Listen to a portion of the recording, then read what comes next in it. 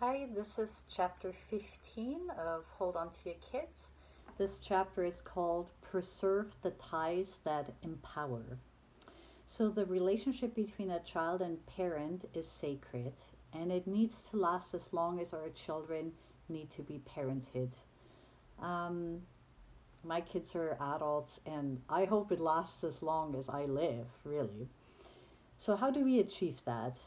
Make the relationship the priority, no matter what issues we face. We can't assume that our children know our priorities, we must live them. They don't know our good intentions, they need to experience them through our tone and through our behavior. The problem is we have our own agendas, and sometimes we see our kids as obstacles. Unconditional acceptance is the most difficult to convey exactly when it's needed most, when our children have disappointed us. Precisely at such time, we must indicate in words or in gesture that the child is more important than what he does, that the relationship matters more than conduct or achievement. So it's not the time, when they've disappointed us about something to ream them out, but to still be there and be supportive and help them through the situation. We make sure that the relationship is safe before we address behavior. It's when things are at the roughest that we should be holding on to our kids most firmly, then they in turn can hold on to us. One of my kids one time said to me, like after one of his friends got kicked out of the house, and he said, "My mom would never kick me out even if I were on the worst kind of drugs." I think I've told some of you this story before. And that's exactly that. Like, even if things are at the worst, you want to make sure that your kids know that you are there for them and you're going to support them. Not that you're condoning what they're doing, but you want to make sure they're okay. Trying to teach lessons when we're upset and full of rage risks making the child anxious about the relationship. At such times, it's best to collect ourselves, hold back our critical words, and forego imposing any consequences.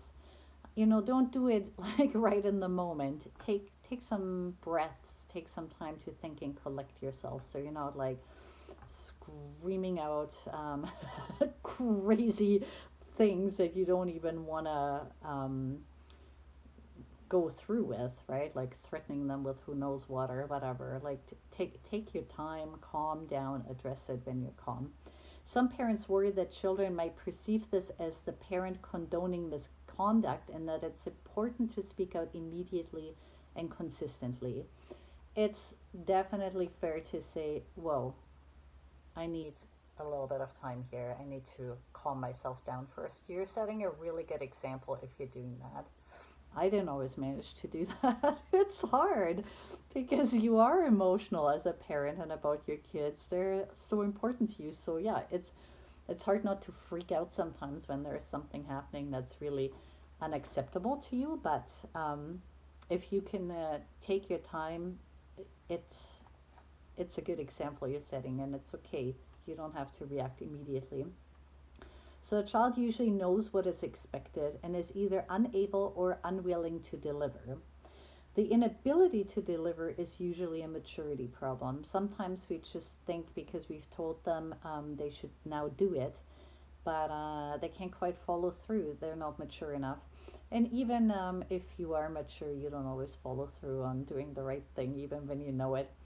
The unwillingness to deliver is usually an attachment problem. So, they might not feel like doing what you're telling them to do because they're attached to their peers, and whatever you say doesn't make any sense to them. It just seems stupid. So, this is usually older kids, though, and it's good you're taking this course now so you can prepare yourself and prevent all this.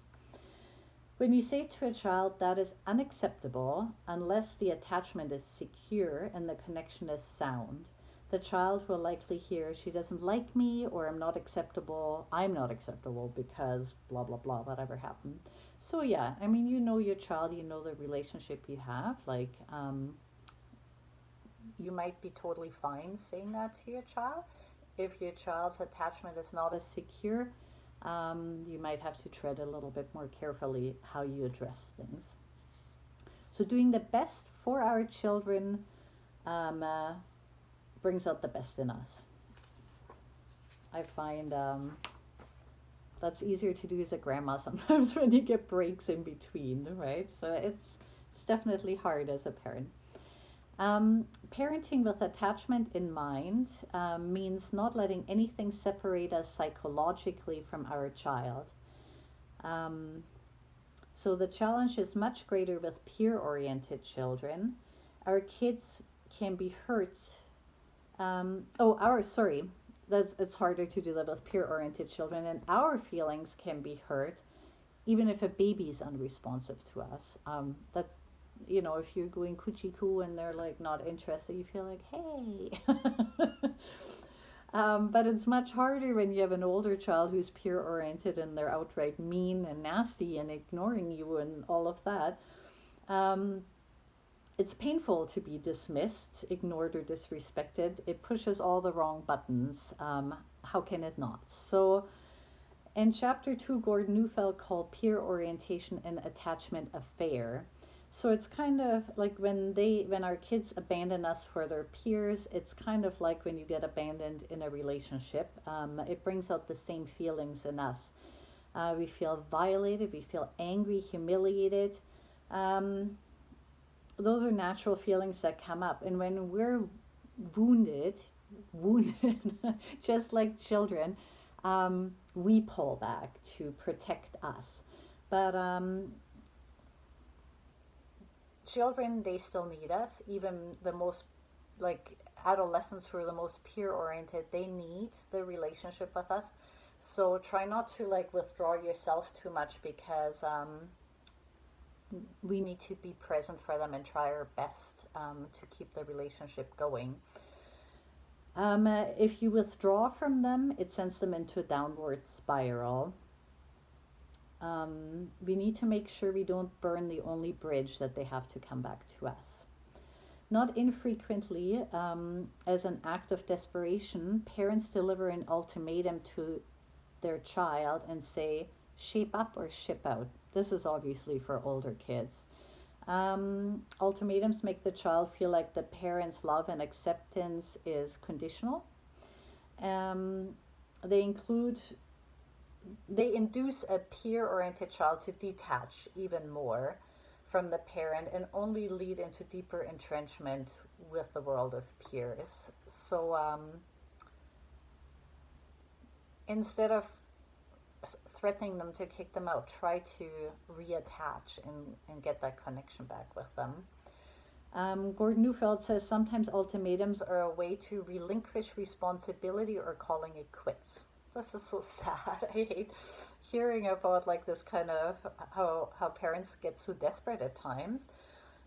Sometimes they just don't feel like they have the optimism or the energy anymore with their older children to make things work, and just feel like that's why they're threatening with kicking them out.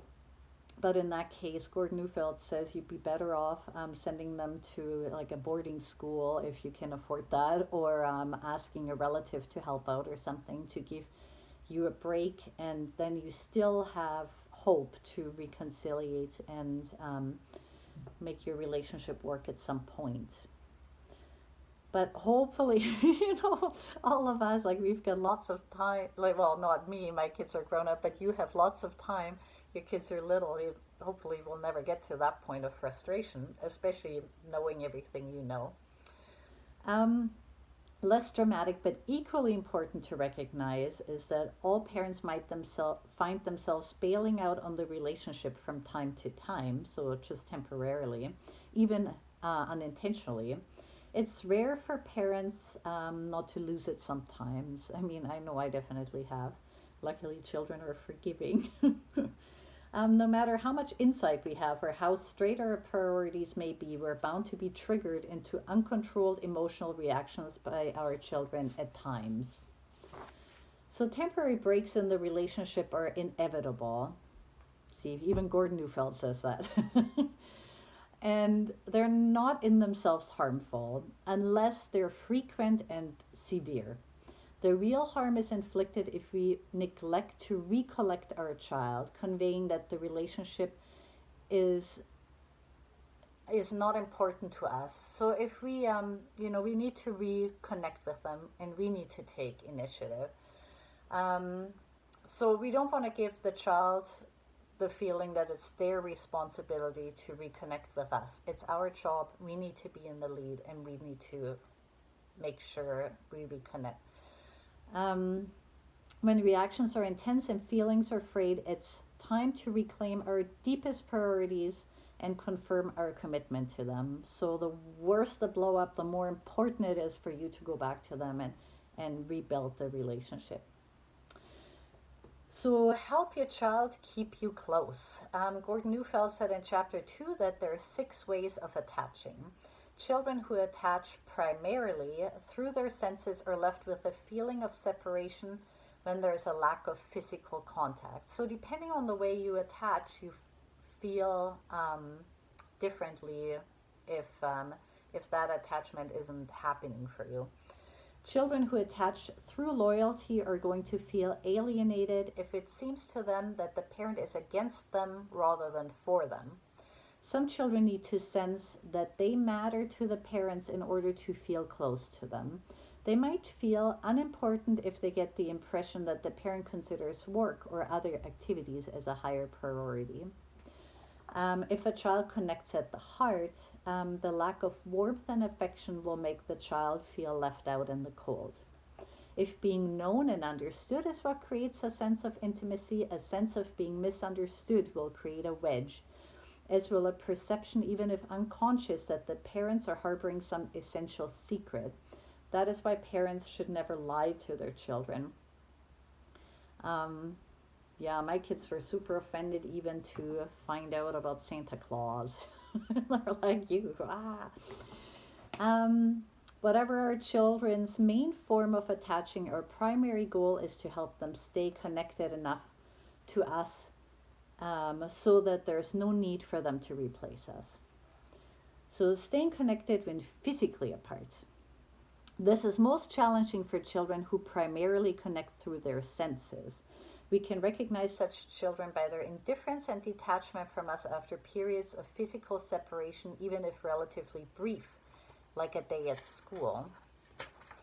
Some useful techniques for parents to help children bridge unavoidable separation include giving the child pictures of themselves, special jewelry or a locket, notes to read, something of their own for the child to hold on to when apart.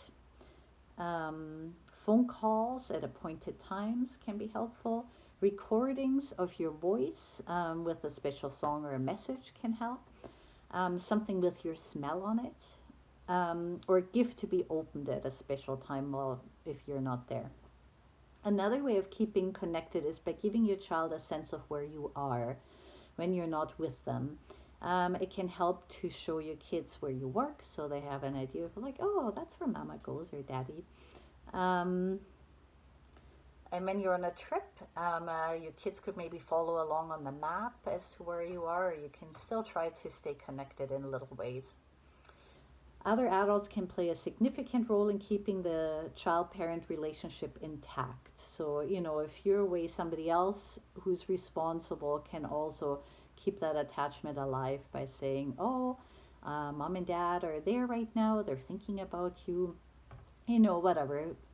Form these little bridges. This can also be helpful after a divorce, as long as each parent can get past their own feelings. So if you can keep your children's best interest at the forefront in your mind, then you can help them feeling disconnected from the other parent and help kind of feeling connected, maybe with a picture or whatever, or talk in a friendly way about the other parent so they still feel loved. Children rarely share their deepest feelings with their friends because it's too vulnerable and risky. we're the ones who need to be available to cultivate this kind of closeness. The first step is to draw the child out by, creating that kind of closeness. Ask them what they think and feel. Well, asking them what they think and feel rarely works. If it's like when they come home from school and you say, "What did you do?" They say, "Nothing." um, Direct communication doesn't always work with kids. Sometimes the trick is to find the right kind of structure. So you could do like regular outings together, have some shared tasks, walking the dog.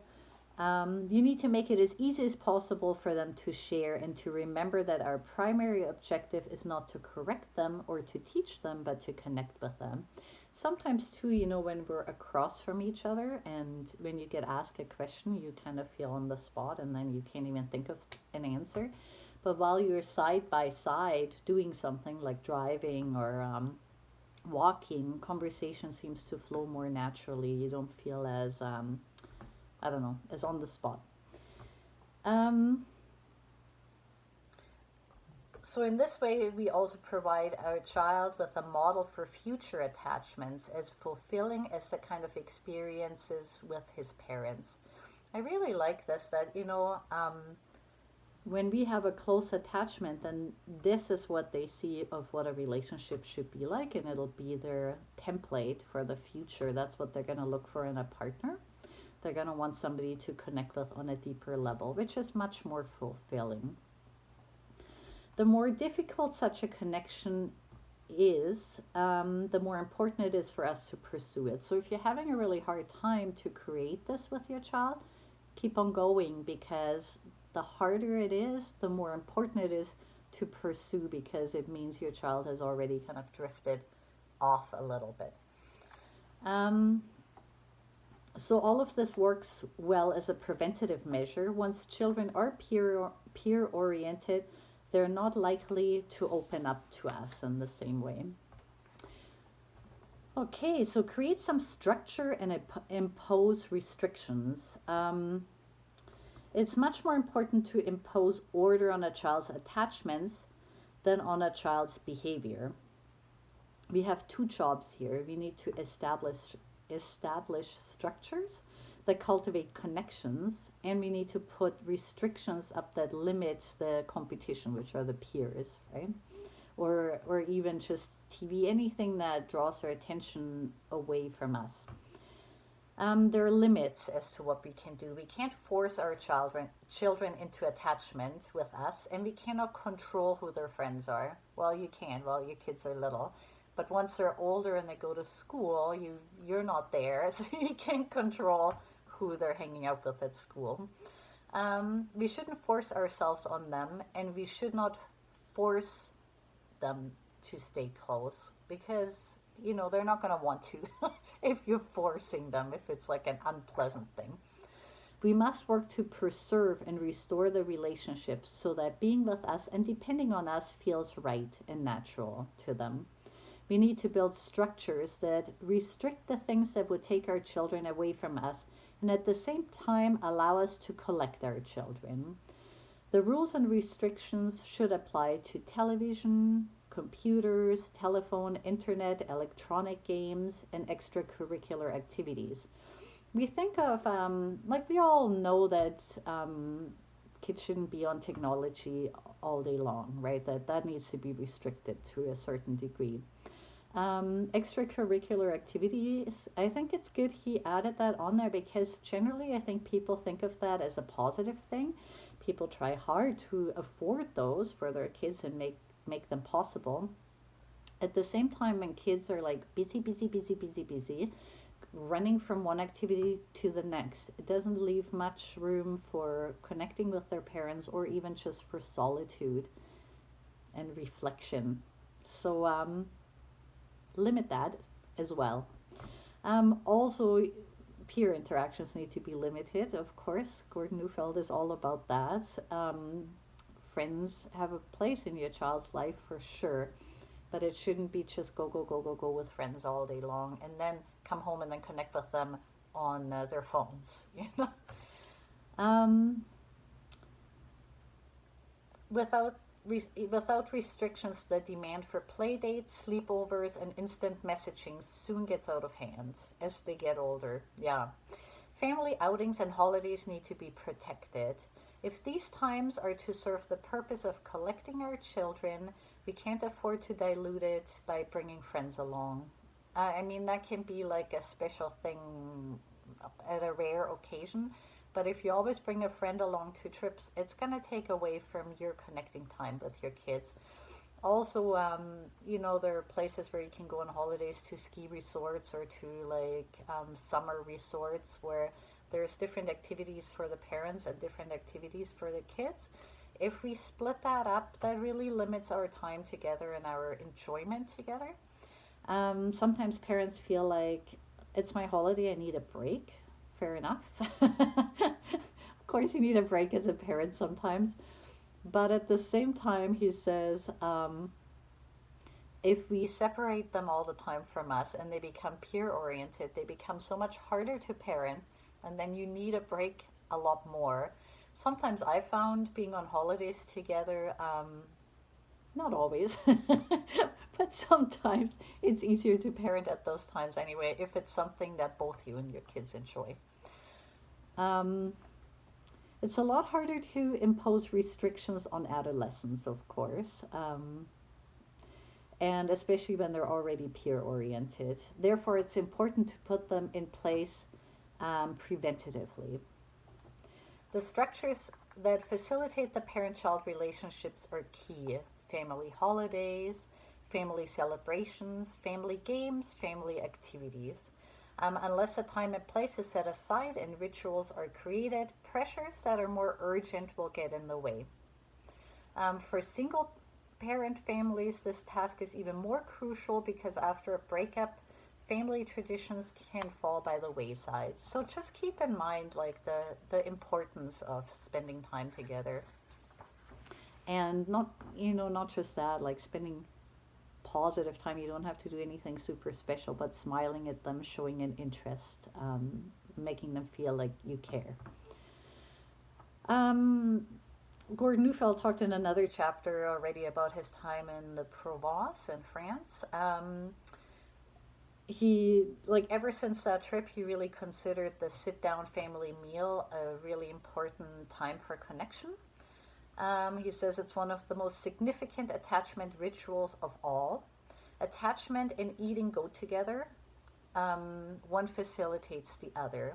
It's time where there is pleasure in nurturing and being nurtured. Although eating together is important, what is more likely to create genuine attachment has to do with the kind of interactions that take place around the table.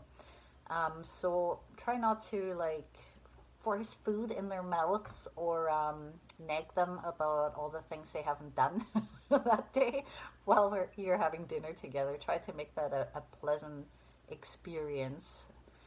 Um, Studies of other mammals have shown that even digestion seems to function better in the context of attachment.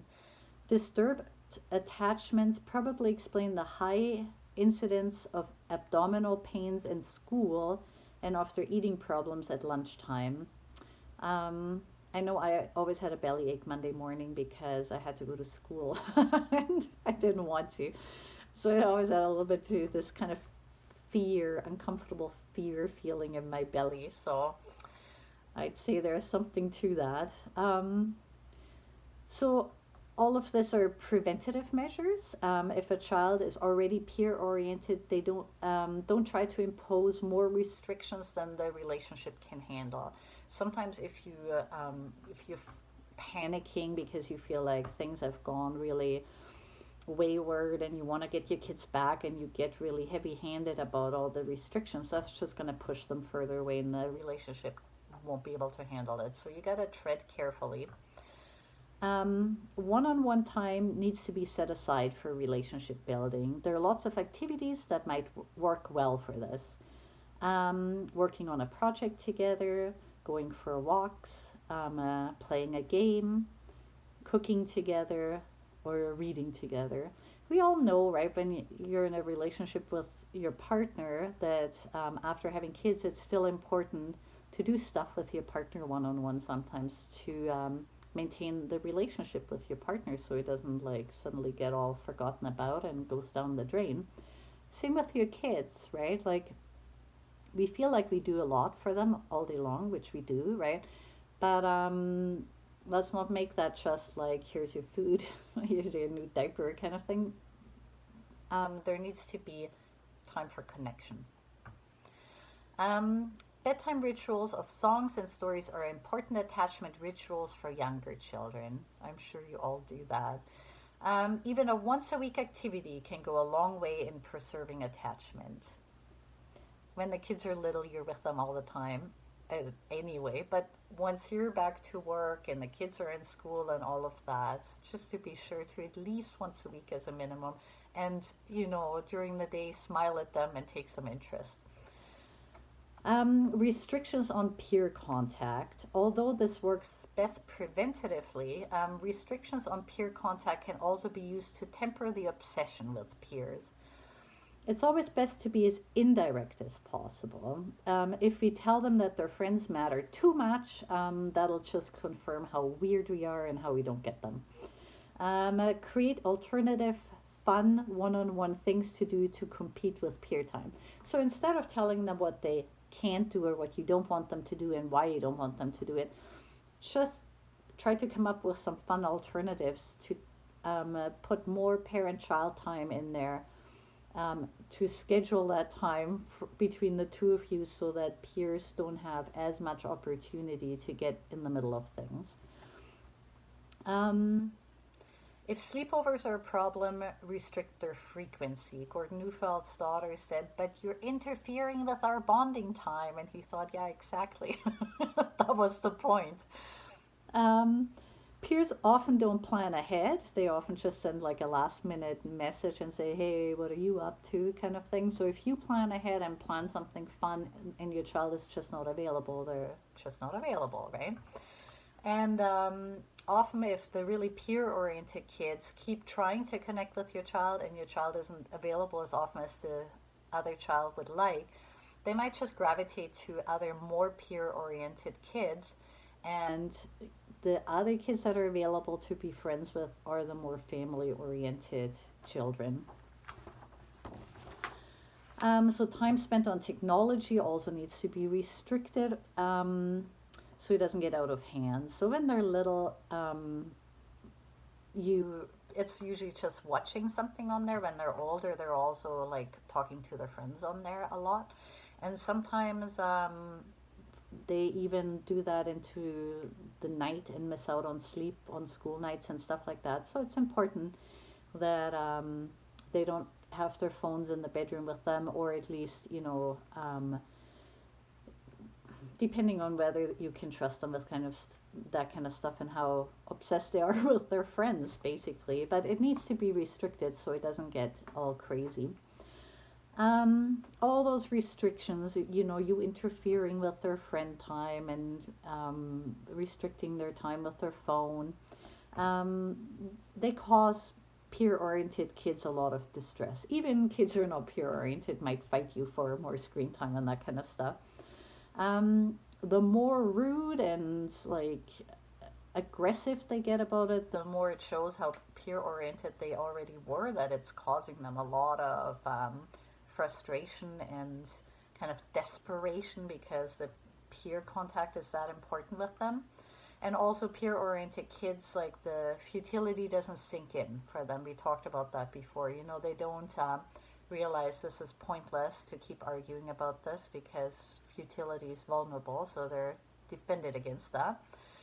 So they'll keep nagging to the level of total obnoxiousness. Sometimes parents think that's a sign of strong will, but really it's just a sign of counter will and a sign of desperation, like I said. Um, so so be prepared if you have older kids who are already peer oriented and you set up, so you try to make changes, there's going to be backlash for a while, and you just have to hold on to your kids the best you can Don't take it personally when they're lashing out at you. Try not to go down that rabbit hole with them. Try to be there for them to create that connection between the you, like to recreate it again, bridge it, so they can come back to you. And hopefully you'll come out on the other side before too long, and the kids will be more connected to you again. So in setting up restrictions, we need to combine an optimistic sense of what our children need with a realistic view of what is possible. So you might just start with little changes, where you just kind of get more into their space, not in an obnoxious way, just in a friendly way. Ask, see how they're doing, show some empathy, be there for them, and more create more time with them one-on-one. Have faith in yourself that you are your child's best bet. Sometimes as parents, we have doubts. All of us do, I think, actually. And just know that, you've got this. And even when you mess up, we all mess up. That's okay. You're human. You're allowed to mess up sometimes. You just bridge it after and repair it and do the best you can. But you are the one your children are depending on. You're the one who needs to be in the lead. And you are way better for them than their friends in taking the lead. So yeah, you can do it.